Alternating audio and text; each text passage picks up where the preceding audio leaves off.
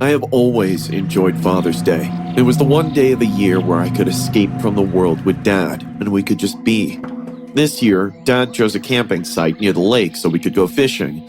At 15, I complained, but I was pumped to go. When we got to the campsite, it was magnificent. Tall pine trees, a glassy lake, and that refreshing smell of nature. But we weren't alone. Close to our campsite was a set of two men who had set up camp. They didn't seem like the normal camping type, grimy, loud, and were constantly looking in our direction. I saw Dad's jaw get tighter and tighter every time they would laugh too loud, or even if they overstayed their gaze and looked for a little too long. After a certain time, Dad got up and said, "Let's go find a better spot." I could feel the concern in his voice, so I didn't argue. We packed up and moved to a different spot. It was closer to the highway, so we could still hear the echoes of truck horns coming from a distance.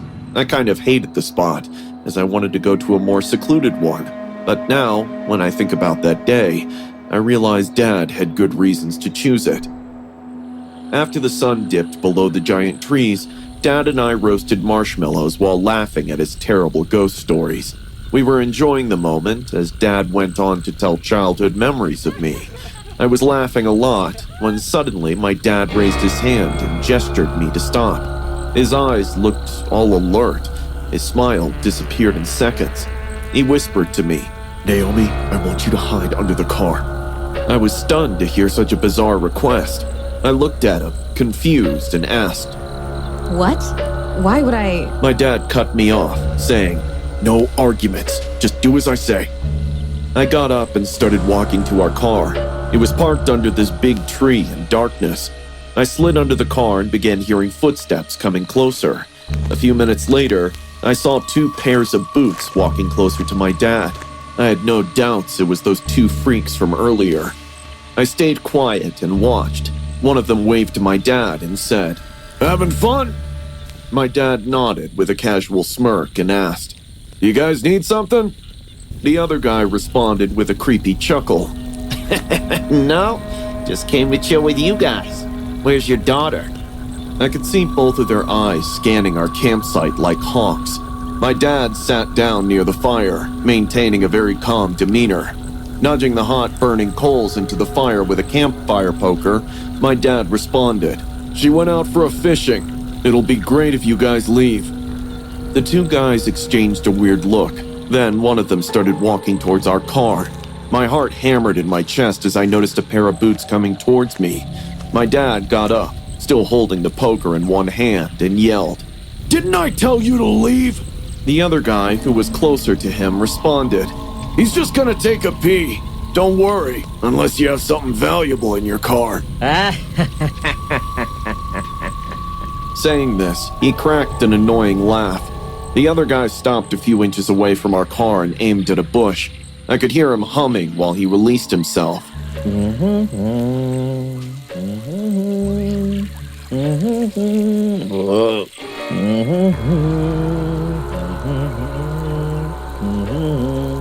Deep down, I understood why Dad wanted me to hide under the car and not inside. The guy's probably checking the car right now, trying to figure out if I'm in it.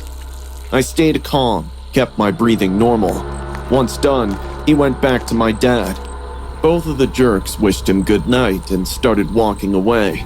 I was smart enough to know that it'd be best to wait, then go back to my dad, because those freaks might keep an eye on us from far away. In the next 5 minutes, I watched my dad work in winks. He got all of our things except the tent. He didn't care for the tent. Loaded everything in our car, and as soon as he unlocked the car door, I hopped into the passenger seat. Dad made a call to the nearest police station and told them about two guys following us. We didn't go home from the campsite. We went straight to the police station. My dad was right. Those two jerks did follow us, only they didn't know my dad is way smarter than them. The moment their car came close to the police station, a cop car blocked their way. They were taken into custody for following us and stalking a minor. My dad didn't even flinch when the cops asked him if they were the guys from the campsite. He looked them in the eyes and said, You're lucky I brought you to the cops instead of leaving your lifeless bodies buried in those woods. I try to be as fearless as my dad. And to all the campers and wilderness lover out there, always follow your instincts in the wild. Father's Day always hits hard for me. Social media is crowded with perfect family pictures and people honoring the memories I'm jealous of and can't relate to. For me, it's always been just Dad and me, and it still is. He's 65 now and lives in Pinewood Care Home, with dementia pulling at the edges of his mind. Some days, he remembers me. Other days, he's just a polite stranger in a suit. On Father's Day, I drove to the care home to pick him up. The care home staff were helping Dad to get in the car when Nurse Ira came to me. Clara, you should know your father's daily routines have altered since he got diagnosed with dementia. Often at night he wakes up and, I frowned and asked, And? as if she covered some hidden truth. Nurse Ira replied, I would suggest you take one of our helpers with you. It's a free service, and handling a patient alone. I didn't let her finish. The patient is my dad, and no thanks. I can take care of him for the next 48 hours. After all, how hard can it be? Saying this, I got into the car with my dad, buckled up right beside me. I looked at Nurse Ira one last time, and she smiled awkwardly. The drive home was calm. Dad was staring at the streets with his curious eyes. After a long time, he had stepped outside the care home. When we reached my apartment, I took him to the guest room, which I decorated with a flower vase and fresh linens on the bed just for him. He sat down on the bed, looked at the ceiling, and then said, "Clara, I'm hungry." Tears of joy rolled down my cheek. It's been a while since my dad called me by my name. I rushed to the kitchen and made sandwiches for both of us. The next few hours went like a dream. We both ate together, laughed, and recalled some distant memories from my childhood. It was great to see Dad being Dad. After dinner, I asked him if he would like to watch a movie, and he agreed. We both lay down on the couch in the living room and began watching The Lion King. Well, I was watching Dad, how his face changed in excitement seeing the movie. I guess I was quite tired, hence I don't remember falling asleep. I woke up with a weird silence. The movie has ended. The screen has paused in the credits. I looked beside me, and my dad wasn't there. My heart skipped a beat. I called out. Dad? Dad? My apartment was in complete silence. I got up from the couch to look for him.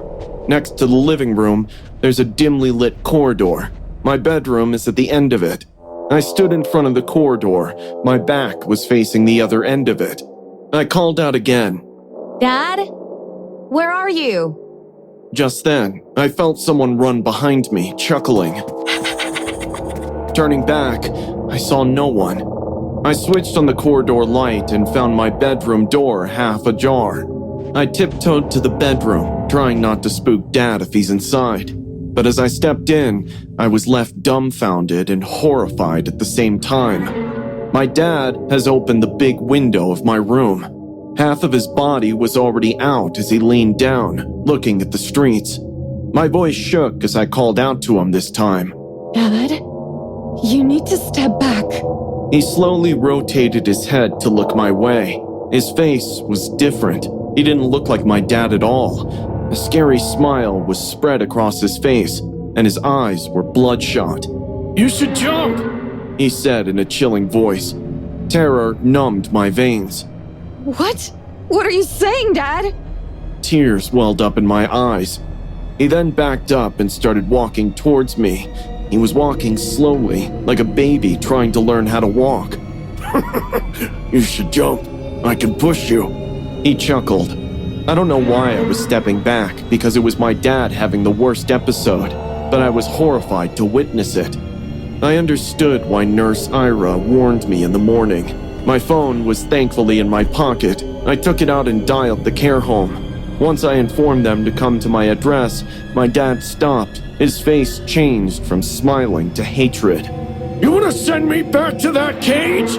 he screamed. and then started bashing his head on the wall. I watched in horror as he screamed and continued this madness. My body froze in trauma. I couldn't move until the blood rushed in. That's when it hit me. My dad's not well.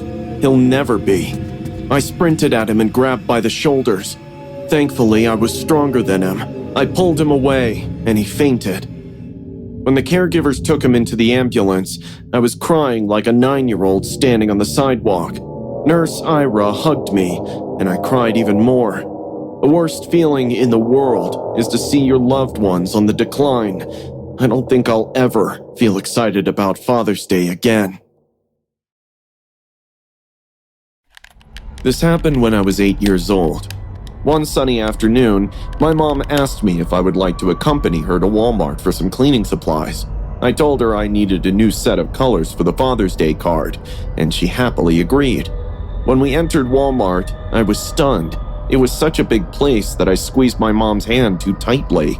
Mom gave me a gentle pat on my back and said, "Let's get new colors." Mom always made me feel good in tense situations. I guess mothers are born with superpowers. My mom is still my superhero, and you'll soon find out why. We began exploring the place, going through aisle after aisle, and seeing all kinds of things in the world available in one place. Coming from a small town, I was flabbergasted. As we were walking around, I noticed a woman following us. No matter which way we went, we would always end up near her. Or maybe it's the other way around. My mom didn't notice her, because every time she turned back, the woman hid behind the aisles. I thought of telling my mom this, but eventually forgot. When we reached near the stationery section and I was about to go through all the color sets, my mom told me to wait here as she was going to the washroom quickly. I was a good kid, so I did what my mom said. As I waited, my eyes kept searching for the woman. A few minutes went by and I was wondering why Mom's taking so much time when a touch of cold hands brushed off my shoulder. Turning back, I saw the same woman standing behind me with a big smile and wide, bright eyes. "Are you waiting for your mother?" She asked in a calm voice. I nodded my head. She caressed my cheek and said, "I'm a friend of your mother. Why don't you come with me? I'll take you to her." I looked around once again, then asked, I'm buying crayons and Mom told me to wait here until she comes back. She crouched down to my face and said in a weird voice, "What are you gonna do with crayons?" I replied cheerfully, I'm gonna make my dad a Father's Day card. "You love your dad a lot, huh?" Her eyes twitched as she spoke. I nodded my head again, thinking, what a stupid question. She then suddenly grabbed my hand and started walking. "I'm going to see your dad anyway. How about we go see him together?" She increased her pace. I constantly looked back. Something didn't feel right about her. I asked in a confounded voice, But what about my mom? The woman turned her head back slowly. An ear-to-ear grin spread across her face, and she whispered, "I'll be your new mom. A better mom. Trust me." She started walking again. Her grip was so tight that it hurt my wrist. I felt like something very bad was going to happen if I went along with this woman. Just when we were close to the exit, I heard a familiar voice screaming my name. "Andy, stop! Don't go with her!" Everyone in Walmart looked behind me. So did I. What I saw still stays vibrantly in my memory. My mom was coming towards me, holding her bleeding head. She could barely keep her feet steady. Her shirt was drenched in blood, and I could see her crying. I realized this woman is trying to take me away from my mom, so I screamed too. Mom! Let me go! Let me go! All the other people around us understood that this strange woman was trying to lure a kid in her trap. The woman got scared and ran away. Walmart security called 911 and we were taken to the nearest hospital. My dad and uncle were informed too. When Walmart security showed the footage of the woman taking me away to my dad, I saw him turn pale. He immediately reported the cops, saying this woman is an ex-coworker from his previous job who is obsessed with him and stalked him. She was the reason why my dad left his job and changed address, but looks like she had followed us here too. My mom later told the cops that she went to the washroom where the woman attacked my mom and slammed her head on the wall, leaving her unconscious. My mom somehow managed to get up, fearing for my safety. The cops tracked down the woman eventually. Her name was Laylee, and she was put behind bars for aggravated assault, abduction, and stalking charges. My dad even got a restraining order against her, but this time we didn't have to change address. To this day, when I recall the memory of Laylee abducting me, I recall how brave my mom was to come for my rescue. My mom will always be my superhero.